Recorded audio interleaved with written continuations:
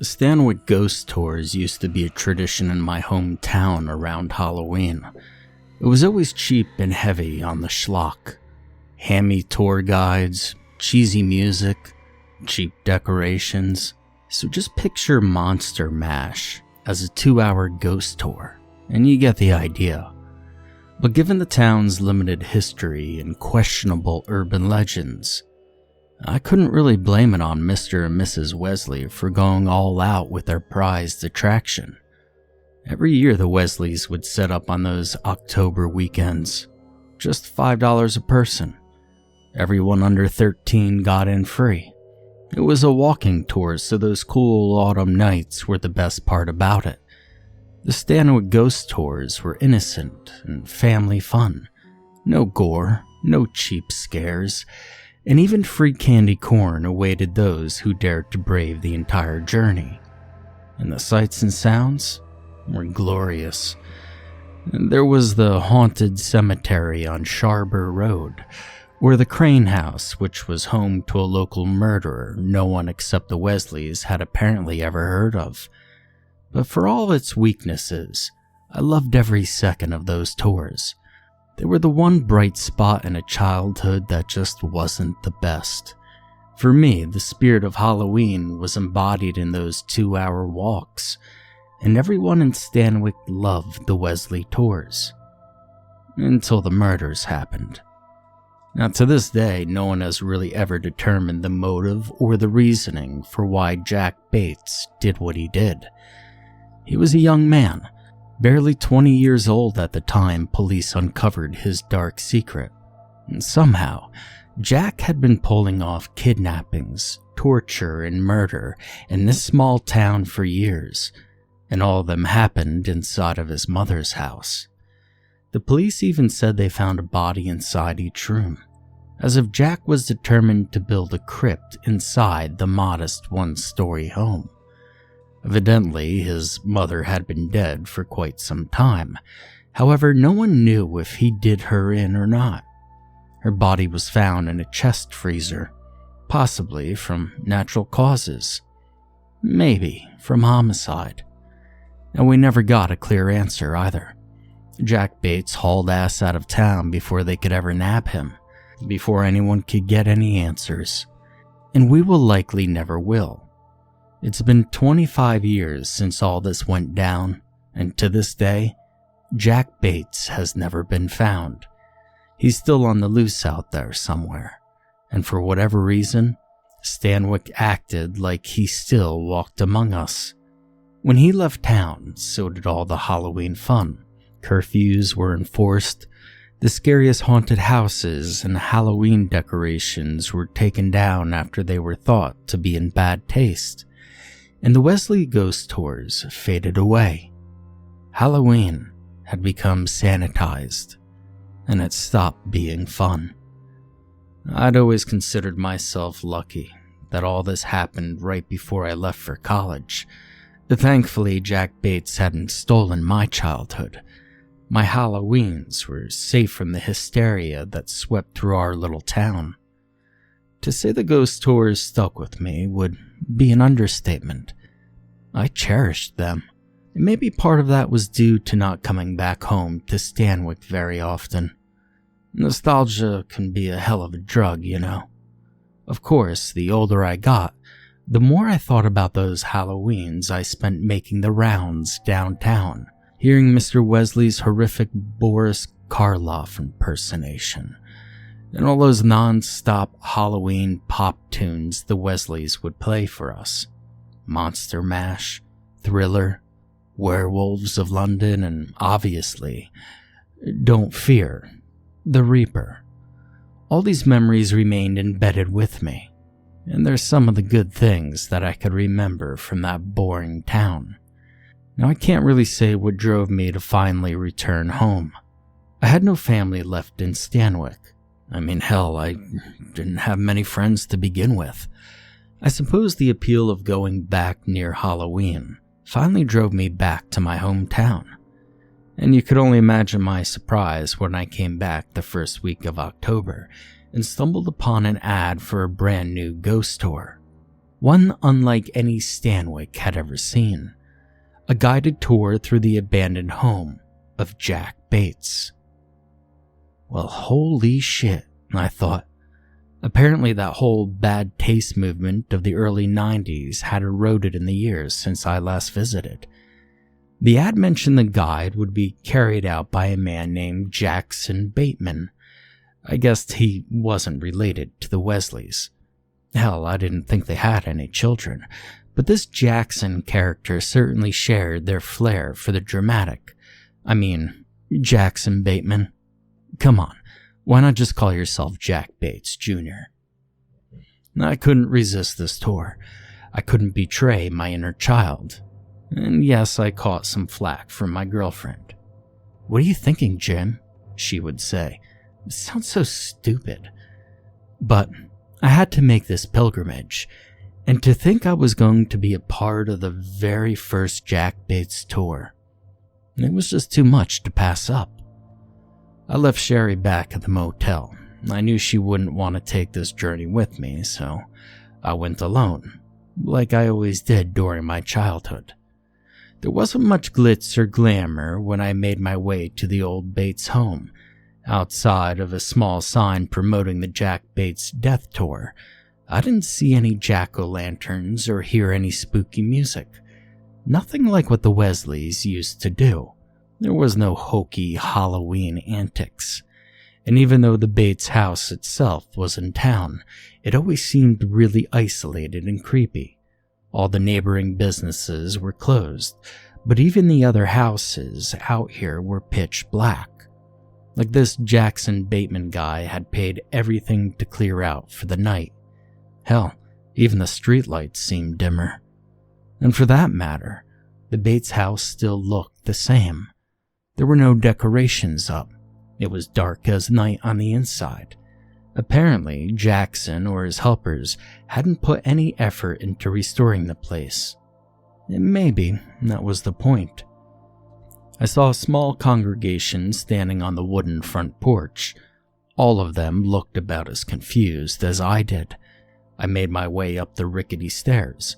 Outside of the casual chitter-chatter, I only heard a stray hooting owl or two. No monster mash. Then again, the silence only increased the scene's eerie tension. On the porch, I stopped next to two teenage boys, and they seemed like total shitheads. Neither of them could have been over 16. They were giddier than a bunch of kids about to see their first horror movie, and I guess going inside the home of Stanwick's most violent resident was probably the closest they would ever get to living a real-life slasher flick. An all-American college couple stood near the tall front door. They were good-looking and seemed to be just looking for a thrill. And aside from them, I saw a dull, middle-aged couple. They looked like married suburbanites, definitely not the typical clientele for this kind of stuff. It looked like it was just us, 7 people on opening night, and I was the only one who came by themselves. Typical. As we waited in the dark, my eyes strayed toward the old door. Besides the crude graffiti marking it, it looked like all sorts of scratches and marks covered the harsh wood. There were decades of wear and tear on it. To my surprise, and to everyone else's, the door swung open with a flourish of a creak. And there he was, the man of the hour, our guide, Jackson Bateman. He lacked the Wesleys' cheesy playfulness. There were no capes or costumes, just a middle-aged guy in a t-shirt and jeans. Just a regular Joe. I didn't hear anything from coming inside the house either. Certainly didn't see much lighting. "Y'all here for the tour?" Jackson said in a calm southern drawl, a confident tone. Everyone grumbled and nodded in agreement. "Well, yeah, come on in," Jackson said. He pointed a flashlight at our faces. "Well, let's get this party started." And then we entered.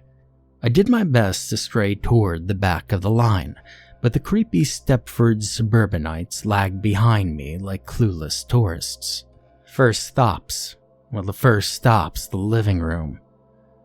Jackson announced to us, his voice serious and the opposite of a carnival barker. A heavy draft flowed through the house. It wasn't that cold outside, but it seemed like the Bates home had been preserved with a permanent Halloween chill. The battered wooden floor groaned beneath our feet as we followed Jackson's beam of light towards our first stop. As you all know, Jack Bates went missing in these parts well over 20 years ago, Jackson informed us. Wasn't it around Halloween? One of the smart-ass high schoolers asked. I could tell he was a real know-it-all, probably a gore whore who ate this true crime shit up like candy. Well, yes, it was indeed, Jackson replied. October 18th, to be exact. And I wondered if anyone else would bother to question Jackson's accuracy on the subject. But apparently not. Then again, I was glad. You gotta go with the flow with these haunted house shysters, even if you suspected their knowledge wasn't 100% accurate. Upon entering the living room, portable lamps cut on immediately. It gave us just enough light without killing the creepy mood. A campfire light, if you will. There wasn't a whole lot of furniture in here, but the main attraction of the room certainly caught everyone's eye. A female mannequin lay in the center of the room, positioned as if she were on a mortuary slab. Her arms were sprawled out, a puddle of redness beneath her. Her dress was torn, her chest carved open with rough precision. Loads of plastic organs and presumably fake blood covered the deep slice. Even with a blank expression, the mannequin looked to be in tormented pain, like the spirit inside her was calling for help. And these weren't just cheap mannequins either. They were detailed, the uncanny valley on steroids. Jackson shined his flashlight on her, and unlike the rest of us, he looked unfazed by the grotesque sight. She was Jack Bates' first murder, he said. His voice was steady as always. Irina Crane. He stepped away from us and stopped right in front of the mannequin. It almost seemed like he was looking down at it with admiration. He carved her organs out while his mama wasn't home, Jackson went on. His cold eyes met with ours. He met her at a party and brought her right here to this very room to slaughter her. Is it true he ate her organs? One of the little shits asked. I released a nervous chuckle. No one else did. Well, no, I'm afraid not, Jackson answered. He shined the flashlight at me, instantly killing my stupid smirk. Jack Bates was not a cannibal, Jackson went on. He gave us a creepy smile. That was a little too mainstream for him. He returned his focus toward that mangled mannequin, but he certainly did cherish his first kill. How so? Asked Mrs. Stepford. She looked about as out of place here as a church lady. Jackson faced us once more, like he was delivering a play-by-play. He pointed his flashlight at his lower right shoulder. Well, he got Irina's name tattooed right here on his arm. Mrs. Stepford wife made a face of disgust. He was always gonna remember her that way, Jackson said. From there, Jackson led us off into the kitchen. Everyone else, including myself, seemed a little hesitant to follow. Something about Jackson just seemed a little off to me, whether it was his creepy intensity or odd sense of humor. There was nothing about him that made it seem like he was ideal for this tour guide thing. Hell, I'm not even sure if the guy had permission to be even inside this house. Aside from the lamps and lack of bodies, everything else just looked like it was the day the police had burst through. The rotting wood, the peeling paint, even that moldy smell that you used to get when you used to go through your grandparents' storage room. And the kitchen was just more of the same. The lamps all cut on as soon as Jackson entered. I saw a rusty sink that looked to be dripping nothing but putrid brown water. And once more, A mannequin caught our eyes. Jackson shined his light toward it, as if he were illuminating a shrine. There on a long wooden table was a male mannequin. He was dressed in jeans and a faded tank top, his body absolutely drenched in blood. So much blood, in fact, that it flowed off the table into a steady rhythm. And the knives were all over him, sunk through his foamy arms and legs. Another knife was struck squarely in the middle of his open mouth. It was positioned like a gory human clock. "Holy shit," was the common reaction among us. Hell, even I was surprised. Somehow Jackson had topped himself with this victim recreation. "Steve McMurphy," Jackson said aloud. He confronted our uneasy faces. This was Jack's second victim. And like a veteran detective, Jackson walked up to the table and pointed his flashlight upon the mannequin. Steve had just moved into the neighborhood when Jack started stalking him. I thought I saw a messed up smile on Jackson's face. He kept looking on at that mannequin with such reverence, moving his flashlight all down the body from head to toe, like Jackson was enraptured by the sheer grisly sight. "He brought Steve right here into the kitchen," Jackson said. "He laid him out on the table and shoved all these knives right through him. He started with the arms and then the legs, and the whole time he kept listening to Steve's agonizing screams for hours, till about 3 o'clock in the morning." And then what happened?" One of the little shits interrupted. I was getting tired of it. Jackson looked over at the teen and waved the flashlight toward the mannequin's horrified face. "Well, he put that knife right there, straight through his mouth," Jackson said, "and that shut him up for good." Jesus, I thought. Jackson seems to almost be amused by all of this. The guy was actually cracking some jokes. "Well, could we touch the bodies, maybe?" Little shit number 2 asked amidst the awkward silence. I saw a harsh glare broke through Jackson's smug confidence. "Well, absolutely not," he answered. Then once he saw everyone's startled reactions, Jackson seemed to hone in his sudden outburst. "Well, I mean, no." He maneuvered his cold eyes towards Steve. "I'm not about to let anyone disrespect the victims here." And from there, the whole tour only got stranger. Jackson then led us into the bathroom. It was a claustrophobic space complete with a broken mirror and a busted-up tile. A mannequin floated inside a bathtub that was filled to the brim with red water. A naked male mannequin this time, this one with the knife plunged straight into his chest. But that wasn't all. The mannequin's severed arms and legs were lined up in the corner of the bathroom, perfectly placed like they were decorations. Now, of course, Jackson knew all about this victim as well. David Sebastian, a young man Jack had duped into coming inside his fortress of fear. The guy never had a chance. Jack hacked him up and placed his body parts throughout the room for display. And Jack's mother had passed on by then, so Jack had the whole house to himself.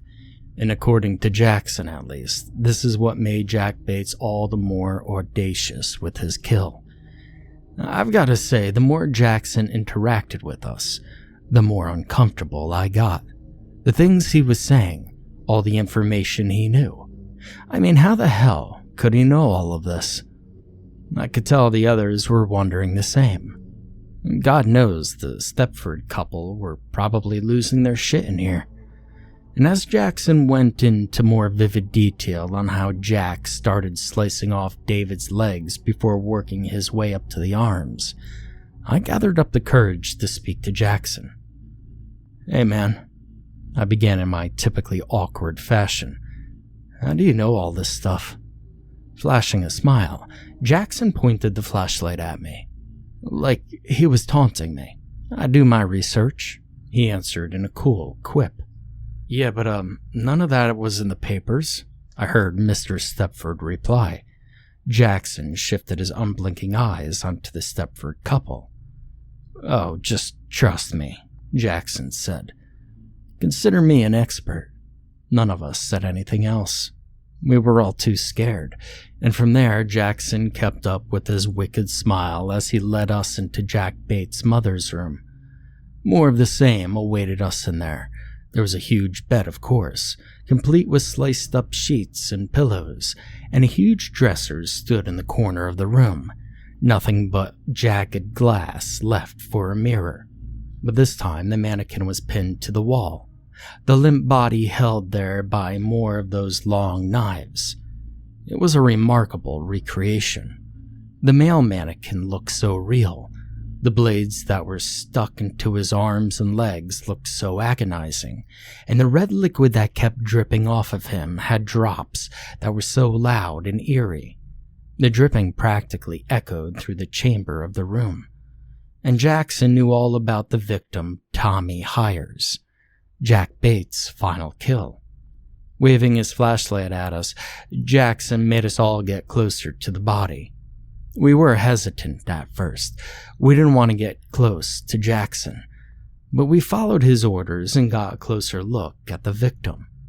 Jackson talked about how the police came into this room and found Tommy's body positioned here, just like this.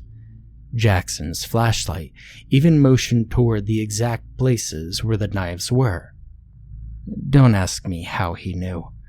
And all the while I kept noticing how scared one of the little shit teenagers had gotten. The kid's eyes kept staring at Jackson's arm rather than the mannequin's, and I couldn't help but wonder what exactly was scaring him. And as I got lost into these thoughts, a sudden scream erupted and scared the living hell out of me and everyone else in the room. A horrifying scream came no other than Tommy Hires' mouth. His rubber mannequin mouth. Somehow the body had lurched forward and reached for us, the screams begging for help and mercy. Tommy's eyes were aglow with vivid bloodshot desperation, and everything about him was pleading for his life. But he was fake. Jackson's chuckles overpowered the mechanical mannequin's sudden commotion. You can all relax, Jackson reassured us. The mannequin went still on the wall. We all relaxed from the jump scare. Even I got to resort to cheap tricks sometimes, Jackson added. As he reached over and flicked off a switch on Tommy's back, we all saw the sight that had made the little shit so overcome in fright, and I felt a chill rush up my spine. Jackson's shirt sleeve had lifted up, revealing a flamboyant tattoo. Roses and a skull highlighted a name that was written in cursive. Irina Crane, Jack Bates' first victim. Holy shit, the college couple whispered to one another, and before any of us in the group could react, Jackson confronted us with that smile on his face, as if we knew we were onto him, but he didn't care. Now, one more room and we'll be done for the night, Jackson said, his voice abuzz with excitement. But I thought that this was the last one, the Stepford wife responded, her voice shaky and uneasy. Oh, no, it was the last one, Jackson responded. But tonight, I have a special treat for all of you.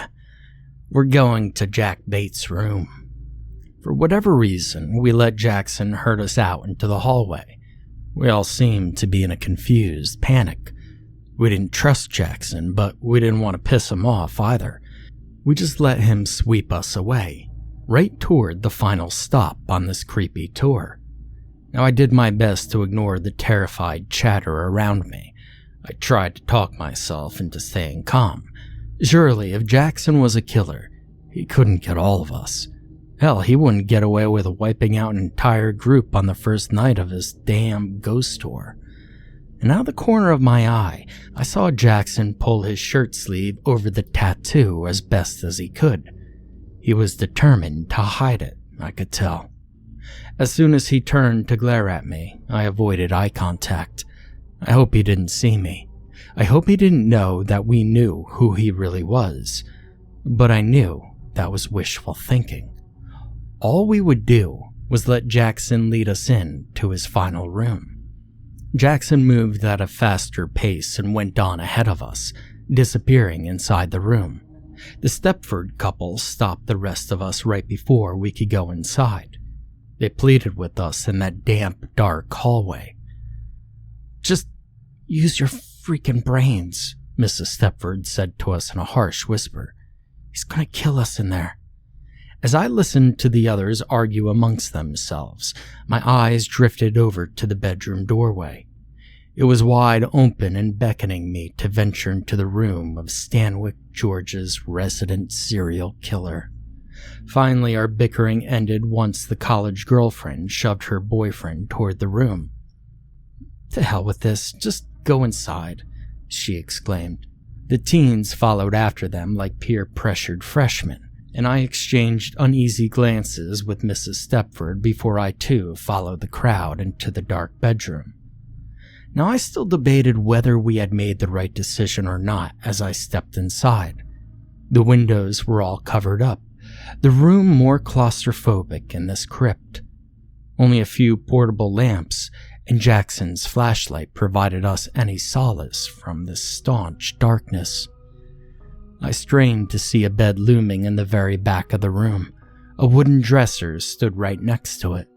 Gleaming off the lamplights were a sharp array of weapons on the dresser. All of them were lined up in a meticulous row, the tools of Jack Bates' trade. Several of the knives looked to be stained with a dark red tinge. Hanging on the walls were several framed photos, all of them Jack Bates and his dearly devoted mother. The pictures looked to be from the late 80s and early 90s, but they were so well preserved. They represented a chronology of Jack Bates from childhood to college, and in every picture, his beaming smile seemed to taunt us. His cold eyes as well. Cold eyes that were very reminiscent of Jackson's, I then realized. Everyone stopped in the room, our eyes glued not to a mannequin, but an all-too-real human standing right in the front of the bed. Jackson's back was turned to us, his flashlight and eyes locked to the bed. He never said a word. "So, what happens in here?" One of the teens stammered out. Jackson didn't respond, and he looked like he wasn't going to either. After all, there was no mannequin in this room. The journey in here seemed so impromptu compared to the rest of the tour. The group was silent and awkward, and we all looked at each other, but we knew we were too chicken shit to say anything. I sure as hell wasn't going to. All I could do was look off at those framed photos. I realized Jackson must have hung them there himself, and that made me wonder, where did he even find them? I always thought the police collected these photos. The Stepford couple began arguing with each other. Again. "Look, I'll talk to him," the husband whispered. "No," his wife protested. The college-age girl held on to her boyfriend for dear life. I could tell by looking at her that she immediately regretted this decision. "Why don't you just hold on?" Mr. Stepford told his wife. He stepped away from her and approached the silent Jackson. From where I was, Jackson looked like one of his damn mannequins, silent and still. "Hey man, it's time to go," Mr. Stepford yelled at Jackson, one of the least imposing yells that I've ever heard. Jackson didn't turn around. His gaze remained stuck on that bed. Behind nervous eyes, I watched the confrontation unfold as Mr. Stepford stepped right behind Jackson. "The tour is over, bud," Mr. Stepford went on. "Honey, let's go," Mrs. Stepford pleaded. She and I made brief eye contact. Her arms were folded. She didn't want to be left standing by herself. Mr. Stepford ignored his wife as he reached a trembling hand towards Jackson. "Hey, what the hell's your problem?"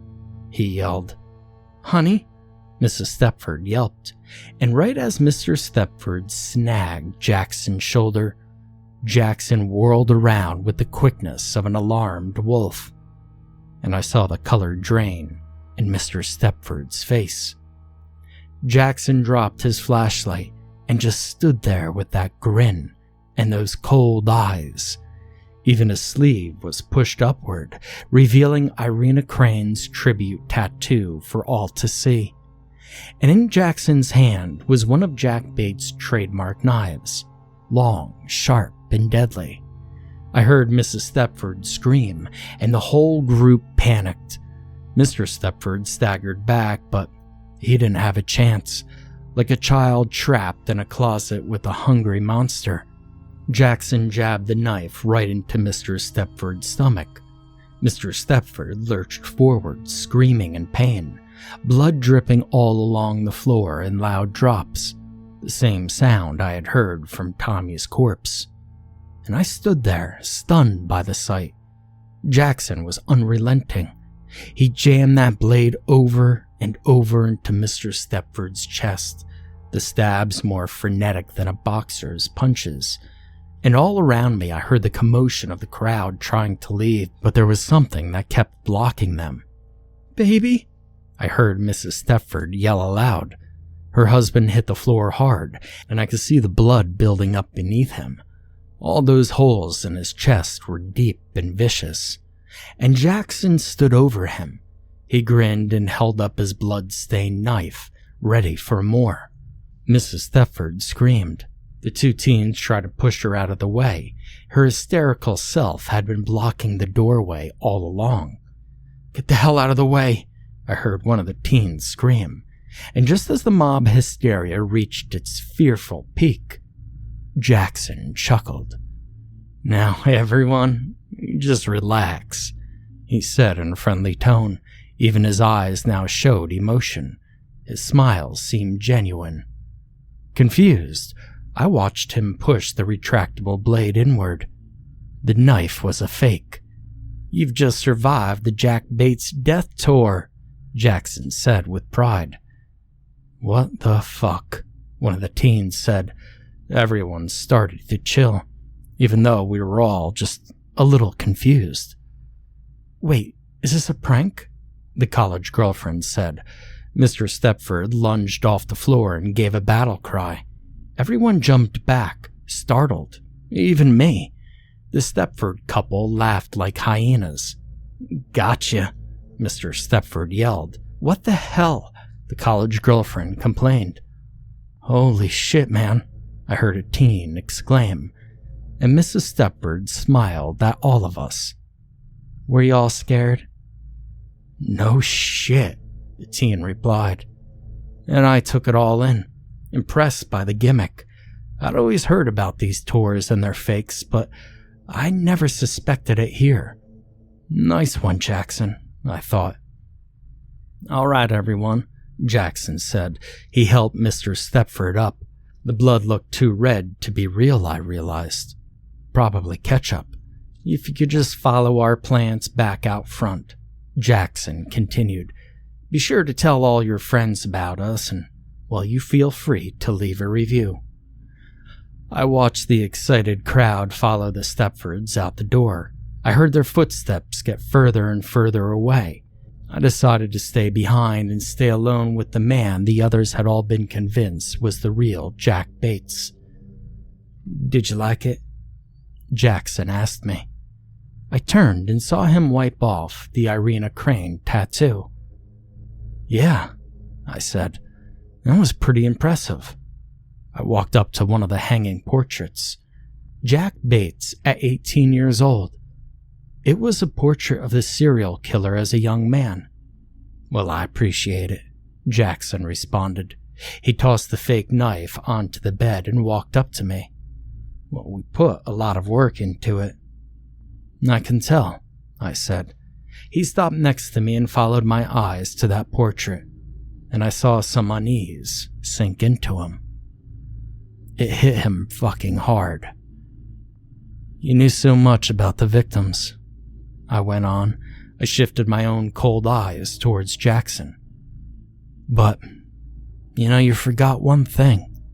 Jackson met my gaze. I could see the fear in him. His calculating killer act never fooled me, and I know he knew who I was once he saw my high school photo hanging on that wall. "The final victim," I finished. Before Jackson could run, I snagged him in my arms. I was a lot stronger than I looked. He didn't have a chance, and all he could do was quiver in my hands as he tried to break free. But I had him. He was a lot less stronger than Steve or David or Tommy. He was a lightweight masquerading as a killer, and I was the real deal. And all Jackson could do was look into my cold eyes and my chilling smile.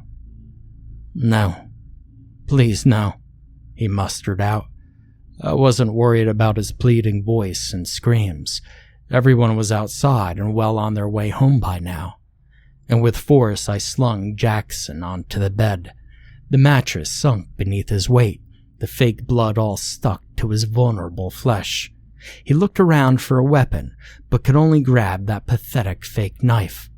Unfortunately for Jackson, I came prepared. I pulled a switchblade out of my pocket and flicked the long blade. I noticed my sleeve had curled up, and of course, Jackson saw my Irina Crane tattoo. The real one. And mine was much less gaudy, just her name in red letters. "No," Jackson yelled. He leaned up and raised the fake knife. And with my first swing, I hacked into Jackson's wrist. He cried out in pain as he dropped the pitiful weapon. I descended upon him with the gusto I'd always had when taking my conquests. I stuck the blade right into his upper chest. Blood spurted out of Jackson's mouth. His weak hands grasped at the handle, but I knew he was too weak at this point to pull it out. Jackson collapsed back onto the bed. The mattress may have well been his coffin, and I knew I had him right where I wanted him. He was weakened, but not dead, just alive enough to where I could still have some fun. Grinning, I looked over at the dresser. All those knives awaited my precise touch, and unlike Jackson's blade, they were real, and oh so sharp. "You got the room nice and set up for me," I commented to my victim. Jackson pleaded in a weak voice. He rolled around on the bed. The blood poured all around the switchblade like oil-filled soil, and the crimson river would be flowing all night. I picked up the largest knife from the dresser. I studied the blade before tracing my finger along its ultra-sharp tip. "Please don't do this," I heard Jackson yell. A scream for his life that was about as pathetic as what I knew for sure was his fake name. Me, on the other hand, I didn't need a fake name. I didn't have to be Jim Price here in this house. I could be myself. I could be Jack Bates. Keeping my permanent smile, I looked over at Jackson's helplessness. I raised the long knife and got ready to make my move. Let me tell you, it felt good to be home.